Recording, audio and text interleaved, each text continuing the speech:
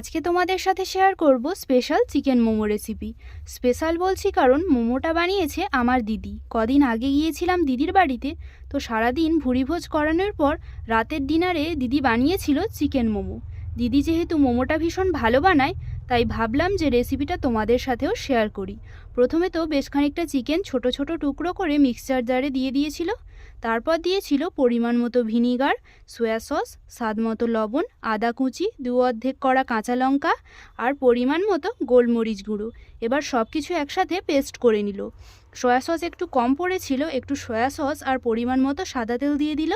এবার দিল পেঁয়াজ কুচি, ধনেপাতা কুচি, তারপর সব কিছু একসাথে মেখে নিল। এবার হলো আসল কাজ, ময়দা মাখা। ময়দাটা মাখিয়েছিল আমার দিদির শাশুড়ি মা। চলো আমার দিদিকে এক ঝলক একটু দেখিয়ে দিই। তৈরি করছি, এই যে স্যুপ হচ্ছে। দিদির শাশুড়ি মাকে ভিডিওতে দেখাতে চেয়েছিলাম, কিন্তু উনি ক্যামেরাতে লজ্জা পান, তাই আর দেখাতে পারলাম না। তো লেচি কাটা আর বেলা সব কিছু হয়ে গেছে। এবার মোমো তৈরি করে নিতে হবে। মোমোর এই ভাঁজটাই হচ্ছে আসল। বেশ কয়েকটা মোমো তৈরি হয়ে গেছে, এবার ভাপাতে বসানো হবে। তার জন্য একটা ঝাঁঝরি থালায় তেল মাখিয়ে নিয়ে মোমোগুলো সাজিয়ে নিতে হবে।